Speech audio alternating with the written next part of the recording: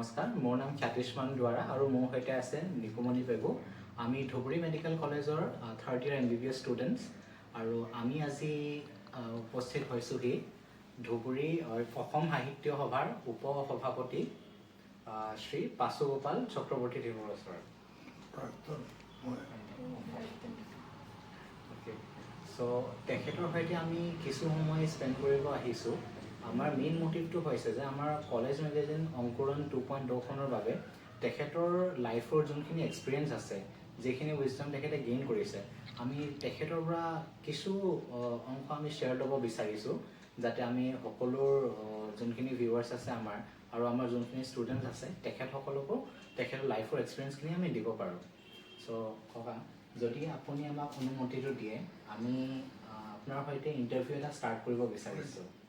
ঠিক আছে, আমাৰ বেলেগ বেলেগ ষ্টুডেণ্টছে আৰু টিচাৰ্ছেও কিছুমানে আপোনাক মানে বহুতখিনি প্ৰশ্ন সুধিব বিচাৰে, যিহেতু আপুনি এটা লিটাৰেৰী ছেকশ্যনটো খুব সুন্দৰ দৰে, খুব এটা আপোনাৰ নিজৰ নাম থকাৰ দৰে আপুনি গোটেইখিনি চলাই মেলি আহিছে আৰু বহুত আপুনি ষ্টুডেণ্টছক সাহিত্যৰ প্ৰতি এটা প্ৰতিভা জগাই তোলাইছে বহুতৰ মাজত। চ' তেখেতৰ আপোনাৰ সেই অভিজ্ঞতাখিনি লৈ মানে বহুতে এটা চ'ৰ্চ অফ ইনস্পিৰেশ্যন পায়। চ' সেইখিনি আপোনাৰ পৰা আমি ল'ব বিচাৰিছোঁ মানে। চ' তাৰ বাবে আপোনালৈ আমাৰ কিছু প্ৰশ্ন আছিল। ঠিক আছে, চ' আমি যদি দিয়ে প্ৰথম প্ৰশ্ন এটা ষ্টাৰ্ট কৰিব বিচাৰিছোঁ। ত' আমাৰ প্ৰথম প্ৰশ্নটো হৈছে যে আপুনি প্ৰাৰম্ভিক প্ৰেৰণাসমূহৰ বিষয়ে অলপ জনাব, আমি এইটো জানিব বিচাৰিছোঁ। ধুবুৰী ল'ৰালি কালৰ বুজোতে মই এটা ল'ৰালি কালৰ এটা বিশেষ সময়ত মই ধুবুৰীত আছিলোঁ। বাকী সময়ত মই ধুবুৰীত নাছিলোঁ। আগৰ মই সৰু কালৰ বিশেষ সময় আচলতে মোৰ জন্মস্থাই অভয়পুৰীৰ ওচৰত লেংটিচিঙাত মোৰ জন্মস্থান। তাৰ পৰা মই ইয়াত ধুবুৰীত উঠি আহিলোঁ 1953 চনত 1953 ধুবুৰীত আহি ইয়াতে গভৰ্ণমেণ্ট হাইস্কুলত পঢ়িলোঁ।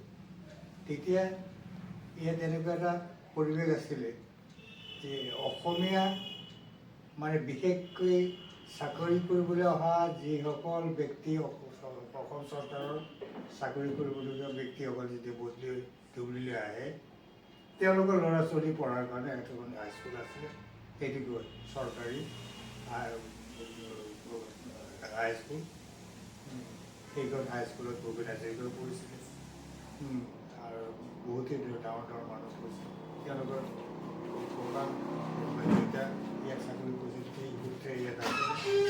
সেই সূত্ৰে ধুবুৰীত এটা বস্তু আছিলে যে বঙালী প্ৰাধান্য ঠাই।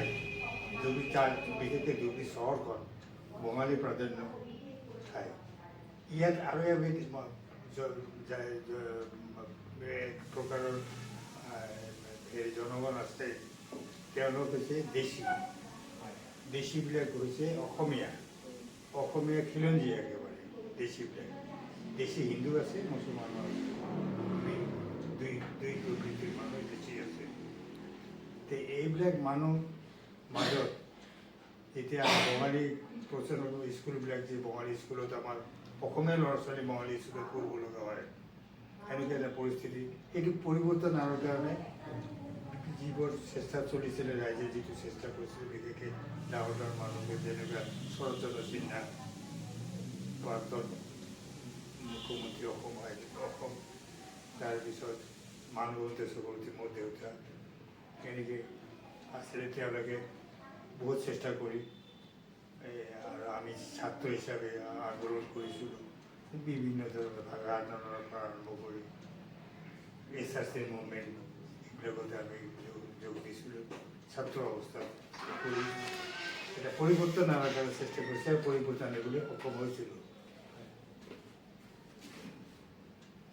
সেইকাৰণে মোৰ ল'ৰালি কালৰ কথাবিলাক সেইটো কৈছে ধুবুৰীৰ বিষয়ে, কাৰণ মই কোৱা নাই আগৰখিনি দৰকাৰ নাই, কাৰণ আপোনালোকে সুধিছে মোক যে ল'ৰালি কালৰ কি অভিজ্ঞতা আছে ধুবুৰীৰ বিষয়ে, সেইখিনি মই ক'লো কওঁতে অতি সংক্ষেপে।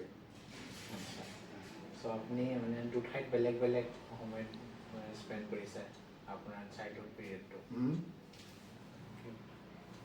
দুটা ঠাইত আপুনি বেলেগ বেলেগ স্পেণ্ড কৰিছে, আপুনি গোটেই এটা ৰিভলিউশ্যন এটা আপুনি মানে দেখি আহিছে। দেখি আহিছোঁ। ছেকেণ্ড কুৱেশ্যনটো হৈছে সমাজ সেৱা আৰু সাংস্কৃতিক কৰ্মৰ পথ বাছি ল'বলৈ আপোনাক কিহে আটাইতকৈ বেছি প্ৰভাৱিত কৰিছিল? মোৰ দেউতাই প্ৰভাৱিত কৰিছে। মোৰ দেউতাৰ সমাজ সেৱা আছিলে। মোৰ দেউতাই মহাত্মা গান্ধীৰ লগত 1933 চনতে আন্দোলন, 1922 চনতে স্বাধীনতা সংগ্ৰামত নামিছিলে। তেওঁ এতিয়া ভাৰত স্বাধীন হয়, এতিয়া মোৰ বয়স হৈছে 10 বছৰ। গতিকে মোৰ অলপ অলপ কথাবিলাক অলপ মানে মনত পৰে, গম পাওঁ, এতিয়া মনত আছে, তেনেকুৱা ধৰণৰ। গতিকে মোৰ দেউতাই মোক ইনস্পিৰেশ্যন কৰিছিলে যে তুমি সমাজৰ সেৱা কৰা, কাম তোমাৰ পঢ়া শুনা কৰিবা, চব কৰিব লগে লগে সমাজ সেৱা কৰিবা, সামাজিক দিশটো যাতে উন্নতি হয় আমাৰ অসমীয়া জাতিটোৰ, আৰু অসমীয়া যে আমাৰ এই অঞ্চলত যিবোৰ অসমীয়া মানুহ আছে সেই মানুহবিলাকক সকলোভাৱে সহায় কৰিব লাগে, অসমীয়া কৃষ্টি সংস্কৃতিক আগবাঢ়ি লৈ যোৱাৰ কাৰণে। এটা সুন্দৰ উত্তৰ পাইছোঁ আমি ছাৰৰ পৰা।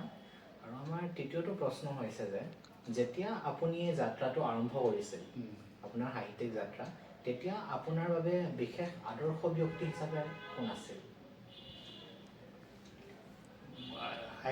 সাহিত্যিক ক'লে মোৰ বেছি দিনৰ সাহিত্যিক নহয়, মই সেইটো মই খোলাখুলি কৈ দিওঁ। মই আচলতে মোৰ জীৱিকা হিচাপে মই কৰিছোঁ ঠিকাদাৰী। মই এজনে সুধিছে মোক, ডাঙৰ পণ্ডিত মানুহ এজনে সুধিছে যে আপুনি যে হেৰি সাহিত্য ৰচনা কৰে, আপুনিতো ঠিকাদাৰী কৰিছে, আপুনি সাহিত্য ৰচনা কৰিব ক'ত, কেনেকৈ পালে, কিহে পালে? বোলে যেনেকৈ লক্ষ্মীনাথ বেজবৰুৱাই পাইছিলে, তেওঁ কাঠৰ বেপাৰী আছিলে, উৰিষ্যাত গৈ পেলাই তেওঁ তাত ঘৰ সাজি তাতে অসমীয়া কৃষ্টি প্ৰচাৰ কৰি হেৰি কৰিছিলে,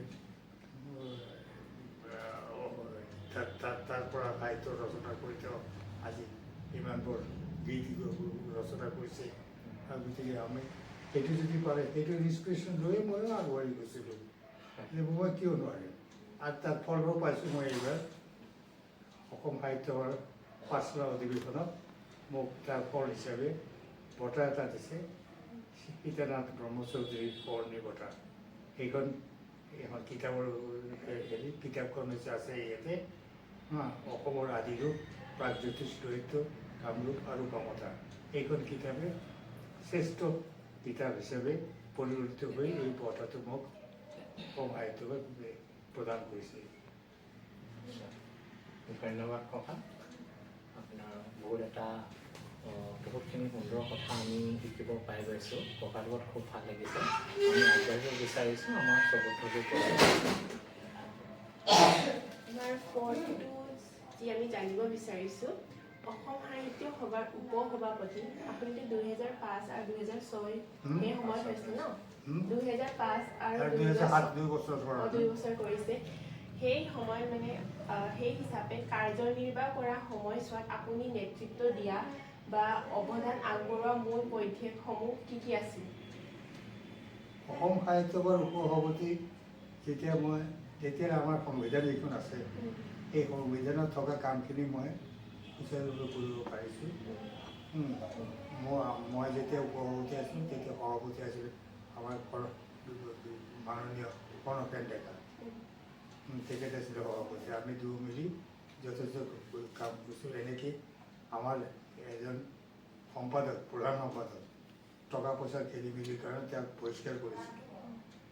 সেইটো কৰাতে যিখিনি হিচাপ পত্ৰ উলিয়াবলৈ তাত যিটো সহায় কৰিবলৈ সভাপতি, মই সেইটো সভাপতিক সহায় কৰিছিলোঁ। আমাৰ পঞ্চম প্ৰশ্নটিতে আমি আগবাঢ়িব বিচাৰিছোঁ।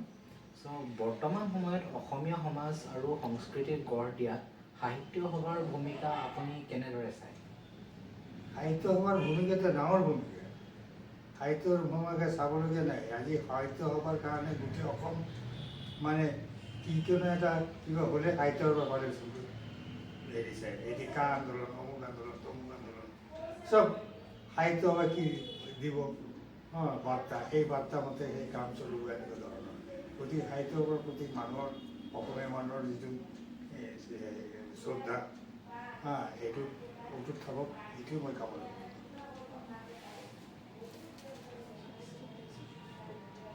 আচ্ছা, ঠিক আছে। সাহিত্য সভাৰ প্ৰতি আপুনি আপোনাৰ ভিউটো কৈছে বাৰু, আৰু আপুনি এটা আপোনাৰ পৰা জানিব বিচাৰিছোঁ যে সেই সময়ত সাংস্কৃতিক সংকৰণ আৰু আধুনিকতাৰ মাজত ভাৰসাম্য ৰক্ষা কৰিবলৈ আপুনি কি কি প্ৰত্যাহ্বানৰ সন্মুখীন হৈছিল? আপুনি যোনটো সময়ত সভাপতি আছিল সেইটো সময়ত সাংস্কৃতিক সংৰক্ষণ আৰু আধুনিকতাৰ মাজত যিহেতু বহুতখিনি মডাৰ্ণাইজেশ্যন হোৱাৰ লগে লগে কালচাৰ, লেংগুৱেজ বহুতখিনি মানে বেলেগ বেলেগ চেঞ্জেছ আহিব লৈছিলে, আৰু বৰ্তমানো আপুনি দেখি আছে যে বহুতখিনি চেঞ্জেছ আহি আছে।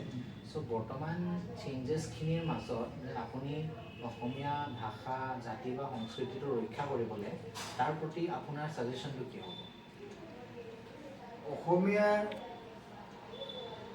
এটা জাতি, যি জাতি গোটেই অসমবাসীয়ে এটা বিশেষ পৰ্যায়লৈ তেওঁলোকৰ অসমীয়াসকলৰ এটা হেৰি থাকে, যাৰ কাৰণে মই এখন কিতাপখন লৈছোঁ অসমৰ আদিৰূপ। অসমৰ আদিৰূপ মানে অসমৰ যিটো অৰিজিনেল প্ৰথম হেৰি আছিলে সেইটো আছে প্ৰাগজ্যোতিষ। অসমৰ নাম আছিলে প্ৰাগজ্যোতিষ, তাৰপিছত হৈছিলে লোহিতটো, তাৰপিছত হৈছিলে কামৰূপ, তাৰপিছত হৈছে কমতা। কমতাপুৰ আন্দোলন হৈ আছে এতিয়া, কমতাপুৰ লাগে বুলি। এই কমতাপুৰ আছিলে, আমি এই কমতাপুৰৰ তলতে আছিলোঁ আমি।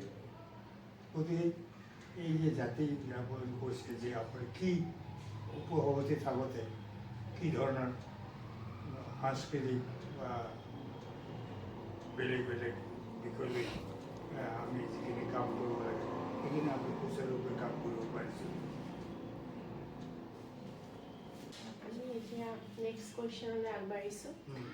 মানে আপুনি ভাবেনে যে নতুন প্ৰজন্মৰ মাজত অসমীয়া সাহিত্য আৰু সংস্কৃতিয়ে পৰ্যাপ্ত গুৰুত্ব লাভ কৰিছে?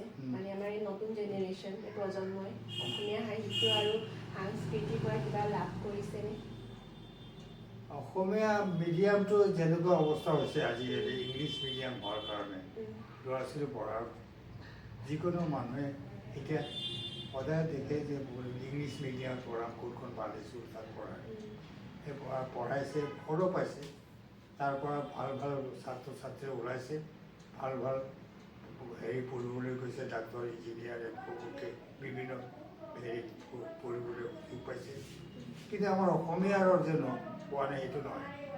অসমীয়া মিডিয়ামত পঢ়িও ভাল ৰিজাল্ট কৰিছে, ভাল চিট পাইছে, ভাল পঢ়িবলৈ।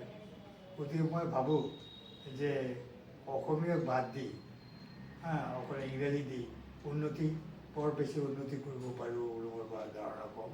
গতিকে আমি বিচাৰোঁ যে গোটেই ভাষাৰ যিটো আমি প্ৰচলন কৰিব লাগে সেইটো আমাৰ অসমীয়া ভাষাই হ'ব লাগে। আমাৰ প্ৰচলন এনে নহ'ব, আমি শিক্ষাৰ মাজেদি প্ৰচলন কৰিব লাগিব। সেই গতিকে সেইটো মই বিচাৰোঁ। ধন্যবাদ। তেওঁৰ নিজৰ ভিউ পইণ্টটো দিছে বাৰু। আমাৰ 8 নম্বৰ প্ৰশ্নটো আমি আপোনালৈ সুধিব বিচাৰিছোঁ যে ধুবুৰীটো হয় এখন ইতিহাস আৰু সাংস্কৃতিক পৰিচয়, এটা হিষ্টৰিকেল প্লেচ হয় ধুবুৰী, ঠিক আছে। এই ঐতিহাসিক পটভূমি জিলাখন এটা সময়ত আপোনাৰ কোচ ৰাইজৰ অংশ আছিল, ঠিক আছে, কোচ ৰাইজ পৰিছিল, আৰু তাৰ পিছলৈ এখন বাণিজ্য আৰু সংস্কৃতিৰ কেন্দ্ৰবিন্দু হৈ পৰিছে ধুবুৰীখন।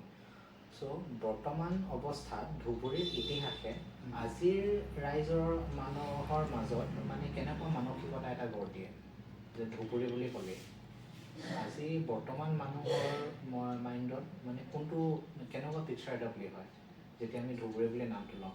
এইখন আছিল এটা সময়ত আপোনাৰ সাংস্কৃতিক পৰিচয় হিচাপে কোচ ৰাজবংশী ৰাজ্য আছিল, তাৰপিছত আপোনাৰ বাণিজ্য আৰু কমতাপুৰ আছিলে, কোচ ৰাজবংশী বুলি কোনো ৰাজ্য নাছিলে, এইটো ভ্ৰান্ত ধাৰণা। কোচ ৰাজবংশী বুলি কোনো ৰাজ্য নাছিলে, কমতাপুৰ আছিলে। কামৰূপখন যেতিয়া ভাগ হৈ যায়, যেতিয়া বিভিন্নজনে তাত যেতিয়া ৰজা তেনেকুৱা ধৰণৰ নাছিলে, চৰ্দাৰ আছিলে, মুখিয়াল আছিলে, এনেকুৱা সৰু সৰু দল বান্ধি বৰাহী মৰাণ সিহঁতক যেতিয়া আহোমবিলাক আহি পেলাই পাই পেলাই তাৰ পৰা আহোম ৰাজ্য আৰম্ভ কৰিলে শিৱসাগৰৰ ওচৰত ঠিক তেনেকুৱা ধৰণৰ নাছিলে। গতিকে এই কমতাপুৰৰ যিটো কৃষ্টি সেইটো অসমীয়া কৃষ্টি, কমতাপুৰৰ যিটো ভাষা সেইটো অসমীয়া ভাষা। আজি যিটো দেশী ভাষা বুলি আমি কওঁ, দেশী ভাষা, দেশী গীত, দেশী নৃত্য, সেইটো হ'ল অসমীয়া ভাষাৰ আদি ভাষা। আদি কিয়নো যে মই এটা কথা ক'ব খুজিছোঁ, যেনেকুৱা অসমীয়া মানে বঙালীৰ লগত আমাৰ কোনো মিল নাই, সেইটো ক'ব খুজিছোঁ। যে বহুতে কয় এইটো বঙালীয়া ভাষা, ধুবুৰী ভাষাটো বঙালী ভাষা, সেইটো নহয়, ভুল ধাৰণা। কিয় আমি যাব না বঙালী, সেইটো ক'ব মই নেযাওঁ অসমীয়া। আৰু আমাৰ দেশীত কয় মই নাযাওঁ। কাৰ লগত মিল আছে? অসমীয়াৰ লগত মিল আছে না বঙালীৰ লগত মিল আছে? মই নাজানো। অসমীয়াৰ লগত মিল আছে। অসমীয়া সৃষ্টি তাৰ পৰা, এই ভাষাটোৰ পৰা 3টা ভাষা সৃষ্টি হৈছে। এটা হৈছে উৰিয়া, এটা বঙালী, এটা অসমীয়া, 3টা ভাষা সৃষ্টি হৈছে। গতিকে এই সংস্কৃতি, ইয়াৰ যি কালচাৰেল হেৰি আৰু এইটো গোটেইখিনি অসমীয়াৰ আগৰ পৰা আছে, এতিয়াও আছে। এতিয়া মানুহবিলাকে যে দেশী মানুহবিলাকে অসমীয়া পঢ়ে, ল'ৰা ছোৱালীক অসমীয়া পঢ়ে। এতিয়া ধৰক চৰ অঞ্চলৰ মানুহবিলাকে তেওঁলোকে উদ্বাস্তু হৈ আছিলে, তেওঁলোকেও অসমীয়া পঢ়ে।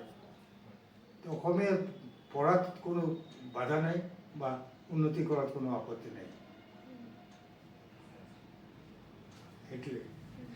ধন্যবাদ ককা, এটা সুন্দৰ উত্তৰ পাইছোঁ। কিন্তু আমাৰ ইয়াৰ প্ৰশ্নৰ ছেকেণ্ড পাৰ্টটো যোনটো আছিল, মানে ইয়াৰ ইতিহাসটো যোনটো আছে, ধুবুৰীৰ ইতিহাসে বৰ্তমান মানুহৰ মানসিকতাত এটা কেনেকুৱা গঢ় দিছে? মানে আপোনাৰ মতে ধুবুৰীৰ ইতিহাসটোৱে বৰ্তমান আজিৰ জেনেৰেশ্যনৰ ল'ৰা ছোৱালীৰ মনত এটা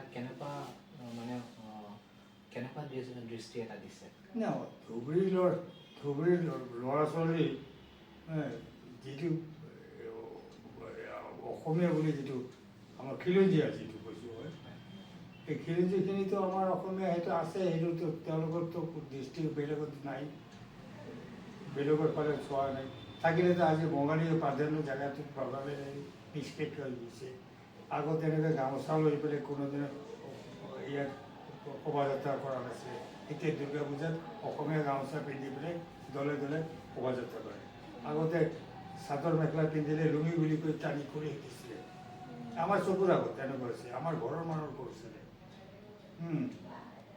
এই অত্যাচাৰক হাম কাটি হেৰি কৰি এতিয়া আমি অসমীয়াৰ প্ৰাধান্যতা ধুবুৰীত আমি বজাই ৰাখিব পাৰিছোঁ। ধন্যবাদ ককা, এটা বহুত পজিটিভ আনচাৰ পাইছোঁ আমি। ইয়াৰ লগত আমি এটা সৰু ব্ৰেক ল'ব বিচাৰিছোঁ। নমস্কাৰ, আমি আমাৰ 9th নম্বৰ কুৱেশ্যনটোলৈ আগবাঢ়িব খুজিছোঁ। ঠিক আছে। চ'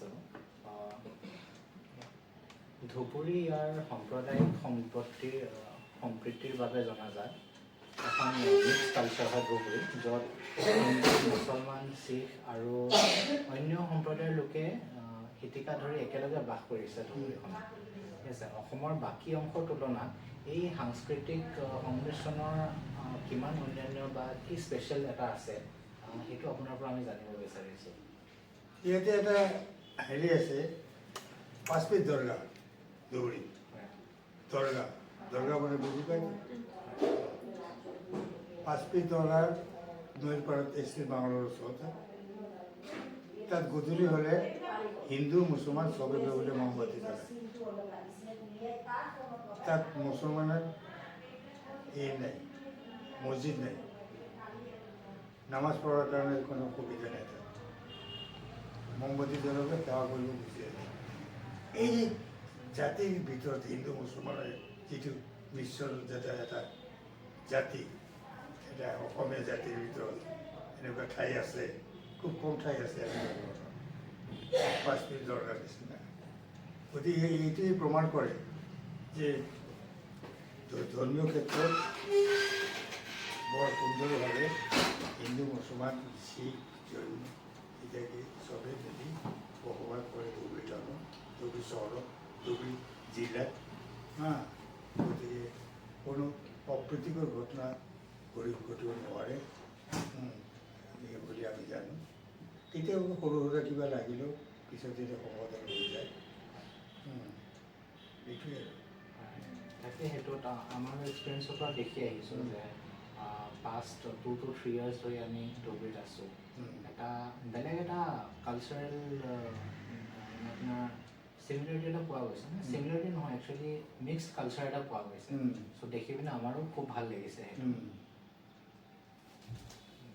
চ' আমি আমাৰ নেক্সট কুৱেশ্যনলৈ যাওঁ।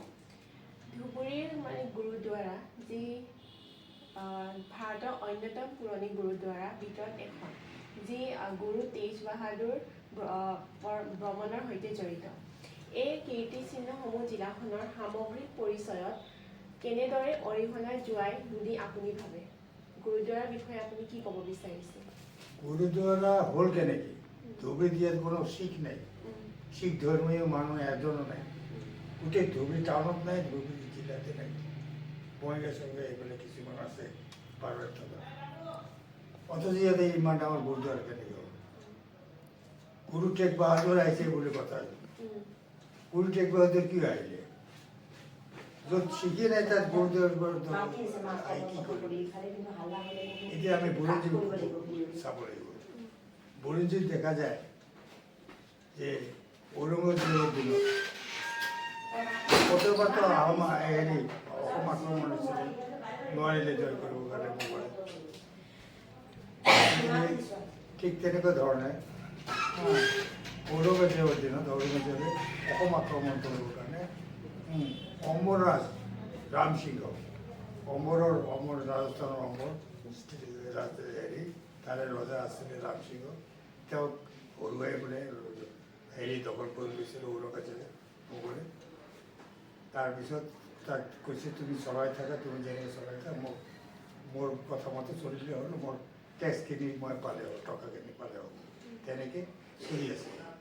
ঔৰংগজেবে ক'লেকে অমৰ ৰজাক ক'লে যে তুমি এতিয়া মোৰ এই সৈন্য দলটো লৈ পেলাই হেৰিয়ে লৈ যোৱা, অসমলৈ যোৱা, অসম জয় কৰি তাত হিন্দু ৰাজ্য আছে। তেতিয়া আহোম ৰাজ্য চলি আছিলে। আহোম ৰাজ্যতো সব হিন্দু, তাত মুছলমানটো নাই, বেলেগ খ্ৰীষ্টিয়ান জন্য নাই। এইখন ৰাজ্য জয় কৰি আহা। তেনেকৈ হেৰি আহিলে ৰামসিংহ, আহি ঢাকা পালে, ঢাকা বাংলাদেশত ঢাকাত নাৱেৰে আহিছে, বোটেৰে জাহাজ দি আহিছে। আহি পেলাই তাতে সোধ-পোছ কৰে যে আমি যে অসমত যাম, কি অসুবিধা এইবিলাক আগত প্ৰিকশ্যন মেজাৰ লয় যুদ্ধক্ষেত্ৰত। দেখিছে যে তাত শুনিলে যে তাত গ'লে ভেড়া বনাই, ছাগলী বনাই পেলাই মন্ত্ৰৰ দ্বাৰা কৰি পেলাই যিকোনো মোগলে যাওক যোনে যাওক হৰুৱাই পঠিয়াই দিয়ে।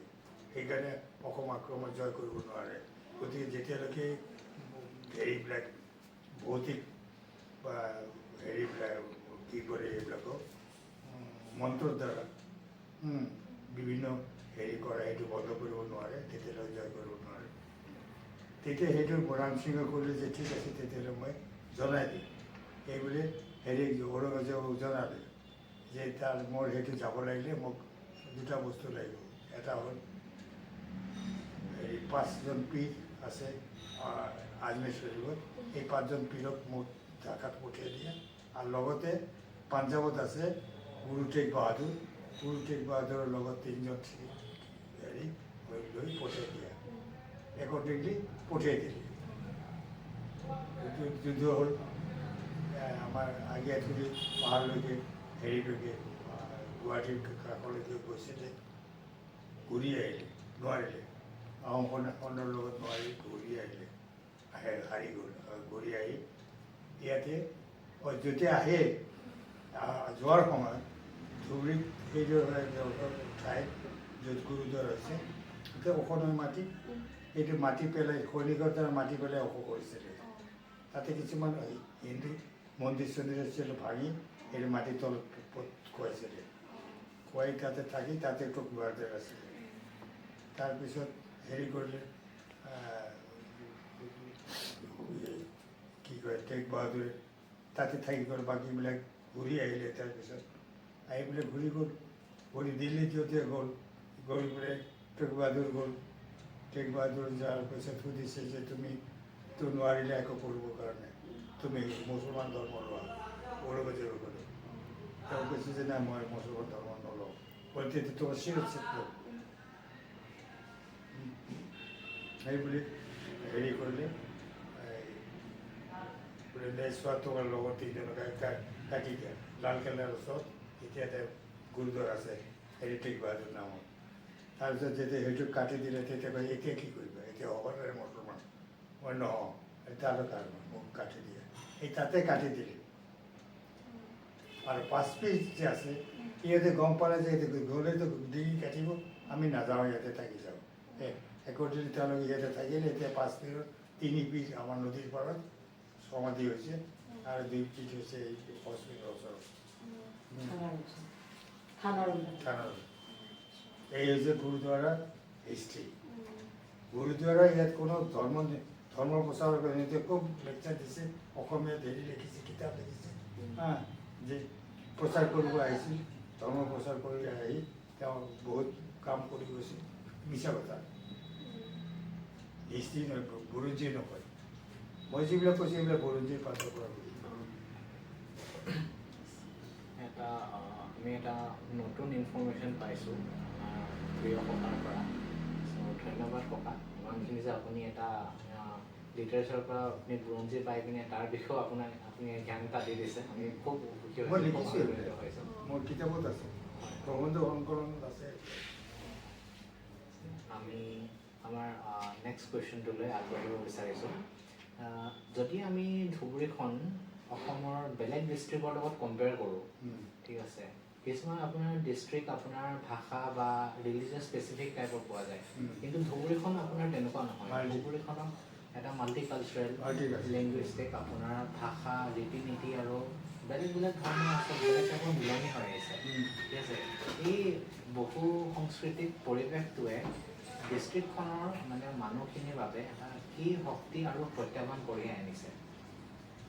এটা ইউনিটি হৈছে, এটা ভাল এটা হেৰি আছে, এই গোটেই মানে বিভিন্ন জাতি জনগোষ্ঠী মিলি আমাৰ অসমীয়া ভাষাটোক, অসমীয়া সংস্কৃতি ইত্যাদি একত্ৰিত কৰি এটা দৃঢ় পদক্ষেপ লৈছিলে। কাৰণে এতিয়া অসমীয়া গোৱালপাৰা জিলাখন বা ধুবুৰী জিলাখন এটা বিশেষ স্থান পাইছে। ইউনিটি ইন ডাইভাৰ্চিটি হৈছে। আমাৰ নেক্সট কুৱেশ্যনটো হৈছে অসমৰ বৃহত্তৰ সাংস্কৃতিক ধাৰা ধুবুৰী স্বকীয় সাংস্কৃতিক পৰিচয়টোৱে সম্পূৰ্ণ স্বীকৃতি পাইছে বুলি আপুনি অনুভৱ কৰেনে? মানে আমাৰ এই ধুবুৰী বেলেগ বেলেগ এতিয়া পাইছে, পাইছে। এই পাহাৰ আছে, মই ক'লোঁ নহয় অলপ যে গোৱালপাৰীয়া বঙাল বুলি কৈছে, এতিয়া নকয়। এতিয়া মোৰ কলমৰ কাৰণে নকয়, এইটো মই চেলেঞ্জ কৰোঁ, মই কৰিছোঁ। ইমান লিখিছোঁ, ইমান কাগজে পত্ৰ লিখি গোটেই অসমীয়া মানুহখিনিয়ে বুজি পাইছে। এতিয়া আমাৰ ভুল ধাৰণা। আজি বেলেগ ষ্টেটে, বেলেগ ৰাজ্য হ'লে ইহঁতে নোহোৱা বস্তুটো টানি আনি নিজৰ কৰে। আমি আমাৰটো কিয় হেৰি কৰিলে? অসমৰ এটা অংশৰ মানুহ বেছি ভাষা কয়, গোৱালপাৰীয়া ভাষা কয়। সেই ভাষাখিনিক বঙালী বুলি কিয় কওঁ? সেইবিলাক অসমীয়াই। বঙালী কৈ নিজৰ ক্ষতিয়ে এইটো বুজিলে, এতিয়া মানুহে বুজিলে যে এইটো ভুল ধাৰণা। ধন্যবাদ ককা। অসমীয়া ভাষা সংস্কৃতিৰ বাবে ককাই যথেষ্টখিনি পদক্ষেপ লৈছে, বহুতখিনি নিজৰ কণ্ট্ৰিবিউশ্যন দিছে। তাৰ বাবে আমি সকলোৱে তেওঁক ধন্যবাদ জনাইছোঁ। আৰু আমি আমাৰ নেক্সট কুৱেশ্যনটোলৈ যাব বিচাৰিছোঁ। ভৱিষ্যতৰ বাবে ধুবুৰীৰ এই অন্যান্য মিশ্ৰিত সাংস্কৃতিক সংৰক্ষণৰ ক্ষেত্ৰত সাহিত্য, কলা আৰু সামাজিক আন্দোলনে কি কি ভূমিকা পালন কৰিব পাৰে?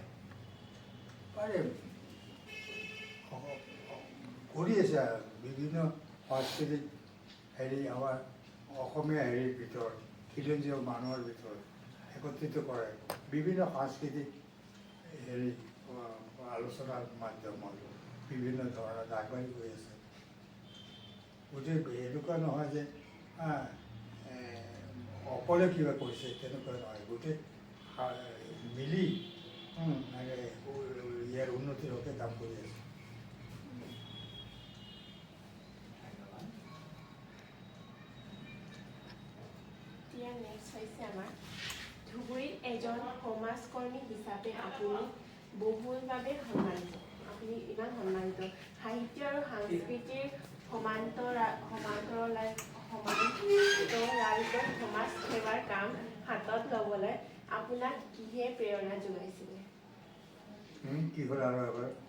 মানে আপুনি যে ধুবুৰীৰ এজন সমাজকৰ্মী হিচাপে বহুতভাৱে সন্মানিত হৈ আছে, তো মানে আপোনাক এই সমাজ সেৱা কামবোৰ কৰিবলৈ আপুনি আগতে আমাক কৈছে কোনে মানে প্ৰেৰণা যোগাইছিলে, বাট মানে আপুনি আৰু অলপ তাৰ বিষয়ে এক্সপ্লেইন কৰিব বিচাৰিছেনে? আপুনি মানে এই কামত কিয় সোমাইছিলে, মানে আপোনাৰ কিয় মন গৈছে? কথাটো ক'লো বাৰু, ইতিমধ্যে আলোচনা হৈ গ'ল যে মই দৰং কলেজত পঢ়িব গৈছোঁ। মই এটা বিশেষ নাটক কৰিছিলোঁ, মই নাটকত হেৰি কৰিছিলোঁ। তাতে মানে প্ৰফুল্ল বৰা নাট্যকাৰ, ডাঙৰ নাম কৰা তেজপুৰৰ, মোৰ ক্লাছমেট একেলগে পঢ়া।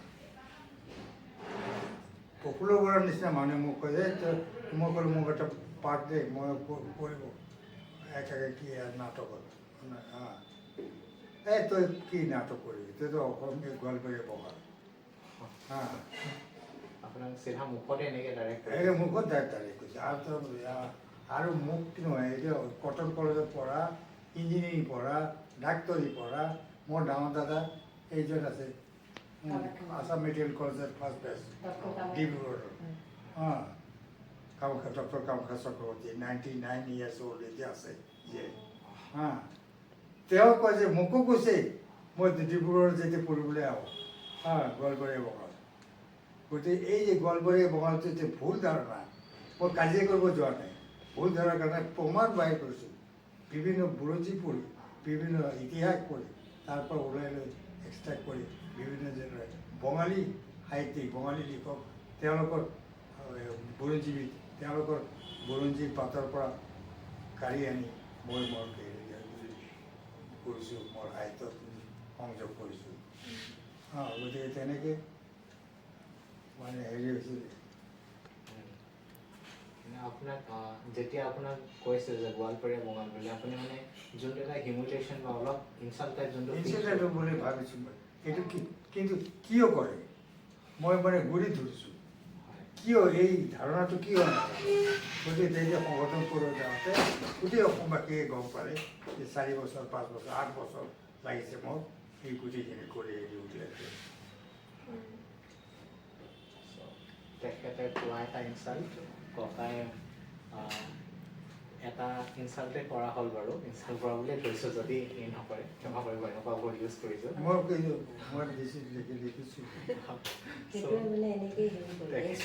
ইনচাল্টে তেখেতক ইনস্পায়াৰ কৰিছে যে এটা অসমীয়াৰ কাৰণে, অসমীয়া ভাষা সংস্কৃতি বা অসমীয়া জাতিৰ কাৰণে এটা নতুন কনভাৰ্চন দিছে। ধন্যবাদ। আপোনাৰ নেক্সট কুৱেশ্যনটোলৈ আমি আগবাঢ়িছোঁ। ধুবুৰী ৰাইজৰ বাবে কাম কৰি থকা সময়ত আপুনি আপোনাৰ কিছুমান স্মৰণীয় অভিজ্ঞতাৰ বিষয়ে আপোনাৰ পৰা আমি জানিব বিচাৰিছোঁ। মানে এনেকুৱা হয়, আপুনি কিবা এটা কাম কৰিছে কাৰোবাৰ কাৰণে, গোটেই কামত নহ'লেও আপোনাৰ তাৰ লগত কিছুমান স্পেচিয়েল মুমেণ্টছ টাইপ যোনবোৰ থাকে, তেনেকুৱা মুমেণ্টছ কিছুমান আমি আপোনাৰ পৰা জানিব বিচাৰিছোঁ, যে এনেকুৱা এটা যোনটো আপোনাৰ মানে গোটেই জীৱনকালৰ বাবে স্মৰণীয় হৈ যাব আপোনাৰ গোটেই জাৰ্ণিটো। বহুত এইটোতো ক'বলৈ টান বস্তু। বহুত মানুহ এইটোৰ বিষয়ে হেৰি কৰিব পাৰে। ধুবুৰীৰ উন্নতিৰ হকে কাম কৰা, ধুবুৰীৰ মানুহৰ মাজত সমিল মিল থকা কৰি ৰখা, এইটো সাধাৰণ কথা নহয়, এইটো ডাঙৰ কথা। তাৰ কাৰণে কিছুমান ব্যক্তি আছে আমাৰ, ব্যক্তি মানে সেইবিলাক ব্যক্তিৰ মাজত যেনেকুৱা শৰৎচন্দ্ৰ সিনহা, ভোলানাথ চৌধুৰী, BN কলেজৰ স্ৰষ্টা, শৰৎচন্দ্ৰ সিনহা মুখ্যমন্ত্ৰী অসম, প্ৰাক্তন মুখ্যমন্ত্ৰী অসম, মানগোবিন্দ চক্ৰৱৰ্তী এখেত। স্বাধীনতা সংগ্ৰাম। ককাৰ দেউতাক মানগোবিন্দ চক্ৰৱৰ্তী এখেত ককাৰ দেউতাক মানে আমাৰ ৰাজু ককা মই নিজে আঁকা নিজে। তেখেতো কিন্তু এক্টিভ গতিকে পলিটিচিয়ান আছে। তেওঁলোকে যিটো কৰি দি গৈছে তেওঁলোকৰ হেৰি লৈ ফুটষ্টেপত তেওঁলোকৰ পদক্ষেপ চাই আমি আগবাঢ়ি গৈছোঁ। তেনেকৈ আগবাঢ়ি গৈ আমি ভাল মতে কাম কৰিব পাৰিছোঁ স্বাস্থ্য। জানি ভাল লাগিছে। নেক্সট মানে যোৱা কেইটামান বছৰত ধুবুৰীত আপুনি কি ডাঙৰ সামাজিক পৰিৱৰ্তন দেখিছে? সামাজিক পৰিৱৰ্তন তেনেকুৱা ধৰণৰ দেখা নাই। ঘৰ দুৱাৰ হৈছে, মানুহৰ ঘৰ দুৱাৰ ধেৰ হৈছে, ফ্লেট বাৰী ইত্যাদি হৈছে। এই তেনেকুৱা সামাজিক পৰিৱৰ্তন একো নাই। মহিলাৰ উন্নতি হৈছে, মহিলা সবলীকৰণ হৈছে। সবলীকৰণ হৈছে। এইটো চৰকাৰী যিবিলাক আঁচনিবিলাক ভালভাৱে চলিছে ইয়াত বিভিন্ন ধৰণে মহিলা সবলীকৰণ বুলি নহয় আৰু বেলেগৰ মহিলাক লৈ আঁচনি লৈছে চৰকাৰে। এই আঁচনিবিলাকো ভালভাৱে চলিছে। আৰু ইয়াৰ এডুকেশ্যনটোৰ বিষয়ে আপুনি কি ক'ব বিচাৰে যে এটা কিমানটো দিশত আগবাঢ়িব লাগিছিল আৰু কিমানটো দিশত আগবাঢ়িছে? এডুকেশ্যন শিক্ষা শিক্ষাৰ বিষয়ে শিক্ষাৰ দিশ ফালেদি বহুতখিনি আগবাঢ়িছে। আমাৰ ইয়াত মেডিকেল কলেজত এতিয়া ভাবিব নোৱাৰা বস্তু হৈছে। আমাৰ ইয়াতে আমাৰ ল'ৰা ছোৱালী ইয়াত গৈছে ডাক্তৰ হ'ব পৰা হৈছে। আৰু ধুবুৰী টাউনৰ কথা কৈছোঁ, বাহিৰতো আৰু কিবা কিবি হৈছে। শিক্ষাৰ এদিকে উন্নতি হৈছে নহয়। চৰকাৰী হাইস্কুল যিখন আছিলে এতিয়া হায়াৰ ছেকেণ্ডেৰী সেইখন জৰাজীৰ্ণ অৱস্থাত আছে। সেইখন নতুনকৈ বনাই এতিয়া ভালকৈ চলিছে। তাতো অসমীয়া পঢ়ে, অকল অসমীয়া, তাত বঙালী নাই। আৰু ডাঙৰ কথা ধুবুৰী চহৰত বঙালী স্কুল দি ভৰ্তি হৈ আছিলে। এতিয়া বঙালী স্কুল চব কনভাৰ্ট টু অসমীয়া, চব। এখনো নাই, এখন স্কুলো নাই যে এই বঙালী স্কুল। বঙালী নামত আছে শিশু পাঠশালা, কিন্তু অসমীয়া পঢ়া। এইটো আমি মানে গৰ্ব কৰোঁ যে আমি কৰিব পাৰিছোঁ, আমাৰ দিনতো কৰিব পাৰিছোঁ। এটা বহুত ডাঙৰ পৰিৱৰ্তন। বিৰাট পৰিৱৰ্তন, এইটো সাংঘাতিক পৰিৱৰ্তন। আগত হোষ্টেল নাছিলে, চহৰৰ ল'ৰা ছোৱালী এতিয়া হোষ্টেল থাকে। পঢ়ে। ধন্যবাদ। আৰু আমাৰ নেক্সট কুৱেশ্যনটোলৈ আপুনি আগবাঢ়িছোঁ যে আপোনাৰ মতে বৰ্তমান ধুবুৰীৰ সমাজে সন্মুখীন হোৱা আটাইতকৈ ডাঙৰ প্ৰত্যাহ্বানসমূহ কি কি আৰু এই নতুন প্ৰজন্মই সেইবোৰক কেনেকৈ সমাধান কৰিব পাৰে? এতিয়া কি এইটোতো মই ঠিক ক'ব নোৱাৰিম। যিহেতু আপুনি ল'ৰালি কাল তাৰপিছত আপোনাৰ জীৱন কাল গোটেইকেইটা পাৰ কৰি আহিছে, আপোনাৰ ভিউ পইণ্টৰ মতে আজিকালি যোনবোৰ প্ৰজন্ম আছে তেওঁলোকে আটাইতকৈ ডাঙৰ অবষ্টেকেল কি হ'ব তেওঁলোকৰ লাইফত, আৰু তেওঁ সেই অবষ্টেকেলখিনি কেনেদৰে মানে সমাধান কৰি আগবাঢ়িব পাৰিব?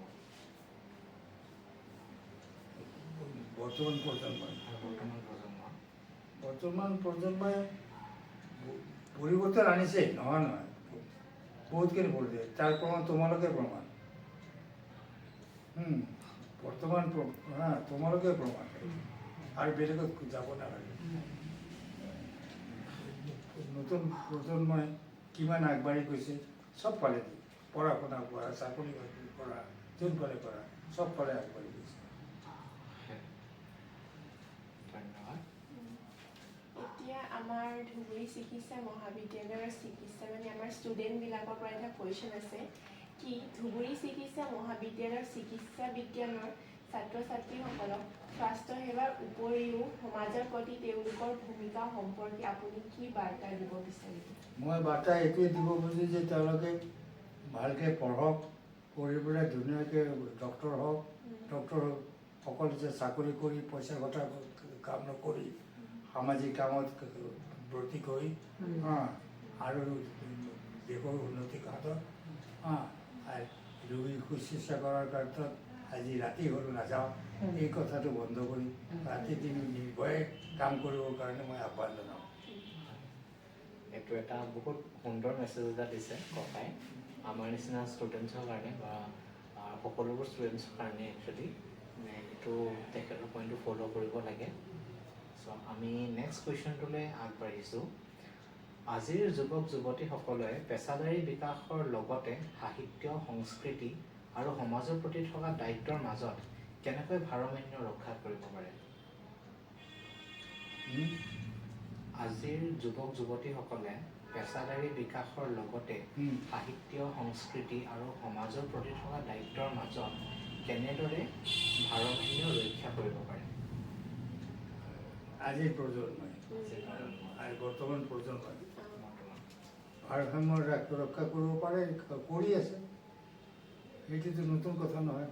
আজিৰ প্ৰজন্মই নতুন প্ৰজন্মই নতুন ধৰণৰ যিবিলাক আঁচনি সেইবিলাক কৰি আছে, কৰি পেলাই উন্নতি ইয়াৰ পৰৱৰ্তী সময়ত আকৌ বেলেগ হ'ব পাৰে, বেলেগ ধৰণৰ নতুন প্ৰজন্ম আৰু আহিব পাৰে, তেওঁলোকে নতুন ধৰণৰ তেওঁলোকৰ ভাৱনা থাকিব পাৰে, তেনেকৈ আগবাঢ়ি যাব। নেক্সট কুৱেশ্যন হৈছে, আপোনাৰ মতে বিশ্ব দৰবাৰত প্ৰৱেশ কৰা ছাত্ৰ ছাত্ৰীসকলৰ বাবে সাংস্কৃতিক পৰিচয় কিমান গুৰুত্বপূৰ্ণ? মানে আপোনাৰ মতে যদি বিশ্ব দৰবাৰত প্ৰৱেশ কৰা ছাত্ৰ ছাত্ৰীসকলৰ বাবে কোন ছাত্ৰ ছাত্ৰী? বিশ্ব দৰবাৰত প্ৰৱেশ কৰা বিশ্ব দৰবাৰত তেখেতসকলৰ কাৰণে সাংস্কৃতিক পৰিচয় কিমান গুৰুত্বপূৰ্ণ? কি পৰিচয়? সাংস্কৃতিক পৰিচয় বিশেষ দৰকাৰ। এতিয়া বিশ্ব দৰবাৰত পঢ়িব লাগে, কোনোবাই এতিয়া কানাডাত গ'ল পঢ়িবলৈ, এতিয়া বিশ্ব দৰবাৰ হ'ল, এইটো বিশ্ব দৰবাৰত যাব লাগিলে, লণ্ডনত গ'ল, আমেৰিকাত গ'ল, সেইবিলাক যাব লাগিলে সাংস্কৃতিক দিশটো তেওঁলোকৰ থাকিব লাগিব, তেওঁলোকৰ লগত মিক্স হ'ব লাগিব। আৰু মোৰ নাতি ল'ৰা কানাডাত থাকে, সি পঢ়ে তাত ইঞ্জিনিয়াৰিং।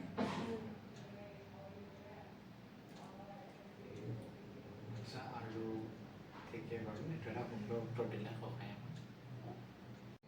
চ' আমাৰ লাষ্টৰ কেইটামান প্ৰশ্ন বাকী আছে আপোনাক। আমি এইটো সুধিব বিচাৰিছোঁ যে আপুনি যেতিয়া আপোনাৰ জীৱনলৈ ঘূৰি চায়, আপুনিতো বহুতখিনি কাম কাজ কৰি আহিছে সমাজৰ বাবে, সাহিত্যৰ ক্ষেত্ৰতো। চ' আপোনাৰ মানে কোনটো কৰ্মই আপোনাক আটাইতকৈ বেছি সন্তুষ্ট কৰি থাকে? মোৰ আটাইতকৈ সন্তুষ্ট কৰিছে অসমৰ খ্যাতনামা সাহিত্যিক চন্দ্ৰপ্ৰসাদ শইকীয়া আৰু হোমেন বৰগোহাঁই। এই দুয়োগৰাকী সাহিত্যিকে মোক বহুত ইনস্পিৰেশ্যন কৰিছে, মোক বহুত হেৰি কৰি পেলাই মোক সাহিত্যৰ জগতলৈ টানি আনি তাহানিৰ দিনবোৰ বুলি কিতাপ এখন লিখিছিলোঁ, তাহানিৰ দিনবোৰ। সেই কিতাপখনক তেওঁলোকে খুব হেৰি দিছিলে, ডক্টৰ নগেন শইকীয়া, ডিব্ৰুগড়ৰ প্ৰাক্তন সভাপতি অসম সাহিত্য সভা, তেখেতেও মোক ইনস্পায়াৰ কৰিছে। এইবোৰ মানুহ সংস্পৃষ্ট আহি মই সাহিত্য জগতৰ লগত সংশ্লিষ্ট হৈ গৈছোঁ। আপোনাৰ কোনটো এই ক্ষেত্ৰত তেওঁলোকে আপোনাক ইনস্পায়াৰ কৰিছে, আপোনাৰ নিজৰ কোনটো কামে আপোনাক আটাইতকৈ বেছি সন্তুষ্ট কৰি তুলিছে? মোক প্ৰথমে হোমেন বৰগোহাঁয়ে কৈছিলে, তুমি হেৰিত কাগজত প্ৰবন্ধ লিখা, প্ৰবন্ধ লিখি মোক দিয়া, মই প্ৰতি সপ্তাহত এটাকৈ প্ৰবন্ধ তোমাৰ পাব্লিছ কৰি। তেওঁ কোৱা মতে তেওঁ তেতিয়া সম্পাদক আমাৰ হোমেন বৰগোহাঁইতো যাৰ নাম শুনিছে, অসমৰ খ্যাতনামা সাহিত্যিক, তেওঁ লগ পোৱাই টান আছিলে। মুখ্যমন্ত্ৰী কৰিবলৈ দুৱাৰত গৈ থাকে, তথাপি নোলায়। গতিকে তেওঁ মানে হেৰি হোমেন বৰগোহাঁই মোক তেনেকৈ কোৱাটোৰ পিছত তেওঁ কাগজত তলত কাইলৈ পাচুগল চক্ৰৱৰ্তী, আমি কেতিয়া অসমীয়া হ'লোঁ, কাইলৈ আহিব পেপাৰখন, আগদিনাখন তেওঁ এডভাৰটাইজ কৰি দিয়ে। এনেকৈ কৰি কৰি মই গোটেই অসমত পপুলাৰ হৈ গ'লোঁ। এটা ডাঙৰ এচিভমেণ্ট আছে। ডাঙৰ এচিভমেণ্ট সেইটো হোমেন বৰগোহাঁইৰ প্ৰয়াত। নেক্সট কুৱেশ্যনটো আমি জানিব বিচাৰিছোঁ, যদি আপুনি অসমৰ সাংস্কৃতিক বা সামাজিক ক্ষেত্ৰত কিবা এটা সলনি কৰিব পাৰিলেহেঁতেন, আপুনি সেয়া কি হ'লেহেঁতেন? মানে সামাজিক সেৱাৰ সলনি আপুনি কিবা বেলেগ কাম কৰিলেহেঁতেন, আপুনি কি কৰিলেহেঁতেন? সামাজিক সেৱাৰ বদলি কেনেকৈ সামাজিক সেৱাটো মই কৰি আছোঁ এতিয়াও কৰোঁ। এই বৃদ্ধ বয়সত মোৰ এতিয়া বয়স হৈছে 89, এবছৰ আছে 90 হ'বলৈ। গতিকে মইতো এতিয়াও কৰোঁ সামাজিক সেৱা। এই যে আজি বহিছোঁ ইণ্টাৰভিউ দিওঁ, এইটো এটা সামাজিক সেৱা। তাৰে বেলেগ কি কৰিলা হয় তুমি? এইটো যদি নকৰিলা হয়, সেইটো সুধিছা। বেলেগ নকৰোঁ, বেলেগ কেলে কৰিলোঁ, এইটোৱে কৰিলোঁ। যিমান দিন আছোঁ পৃথিৱীত সামাজিক সেৱাই কৰি যাওঁ। আৰু লিখা লিখিৰ বাহিৰে লিখিব নোৱাৰোঁ এতিয়া, হাত কপে লিখা তুমি কণ্ট্ৰেক্টৰী কৰিছিলা? এইটো কৈছোঁ।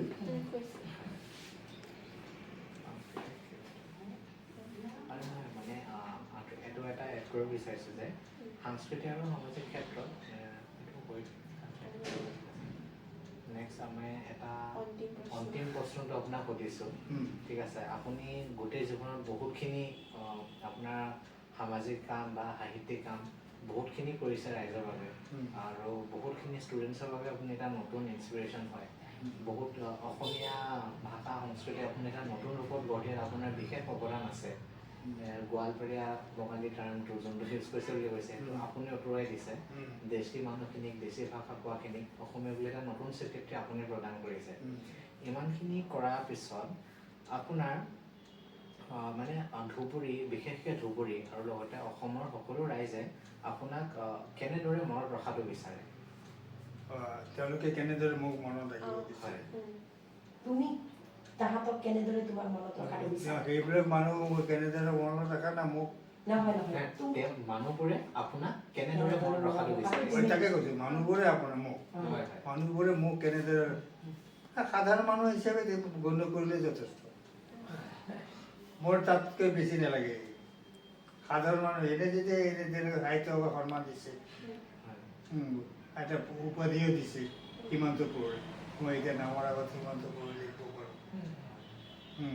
তেনেকুৱা সেইবোৰ যদি দিয়ে মানুহে আনন্দ পায়, ভাল লাগে যে স্বীকৃতি দিছে মোক।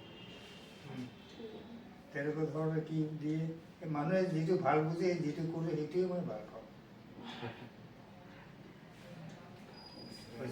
ধন্যবাদ ককা, আপোনাৰ কনক্লুজনটো দিব। আমি বহুত ধন্যবাদ জনাইছোঁ আপোনাক। আপোনাৰ বিশেষটো সময়টো আপুনি দিয়াৰ বাবে বহুতখিনি নতুন শিকিব পাৰিলোঁ, আৰু আশা কৰোঁ আমি এইখিনি পাব্লিছ কৰি দিয়াৰ পিছত বহুতখিনি যোনখিনি ইণ্টাৰেষ্টেড মানুহ বা বহুতখিনি মানুহ আৰু ইণ্টাৰেষ্টেড হৈ কিনে আপোনাৰ বিষয়ে আৰু জানিব বিচাৰিব, আপোনাৰ লিখনিখিনি আৰু পঢ়িব বিচাৰিব, আৰু লগতে তেওঁলোকৰ নিজৰ জীৱনৰ প্ৰতি এটা নতুন ভিউ পইণ্ট এটা ল'ব বুলি আমি আশা কৰোঁ। ধুবুৰীত এটা দুৰ্গ আছে, সেই দুৰ্গৰ কথাটো মই ইয়াত নাহিল, মই সেইটো আহিম বুলি দুৰ্গটো সেইটো মই আৱিষ্কাৰ কৰিছিলোঁ। ফ'ৰ্ট পাথৰৰ ফ'ৰ্ট আছে, পৰীক্ষিত ৰাজা পৰীক্ষিত হৈছে প্ৰভুদেৱ নাৰায়ণৰ ল'ৰা। প্ৰভুদেৱ নাৰায়ণ চিলাৰায় হৈছে নৰনাৰায়ণৰ ভাই। সেই পৰীক্ষিত নাৰায়ণৰ যিটো কমতাপুৰ আছিলে, তাৰে ৰাজধানী আছিল ৰূপসী। ইয়াতে এই ধুবুৰীত আছিলে ফ'ৰ্ট দুৰ্গ। এইটো মোগল লাষ্ট কোচৰাজৰ দল হৈ সেই ফটো আপুনি আৱিষ্কাৰ কৰে। এইটো মই আকৌ ৰিচাৰ্চ কৰি আছোঁ গুৱাহাটী কলেজ টিচাৰ ষ্টুডেণ্ট একগাল মানুহ আহিছিলে মোৰ তাত।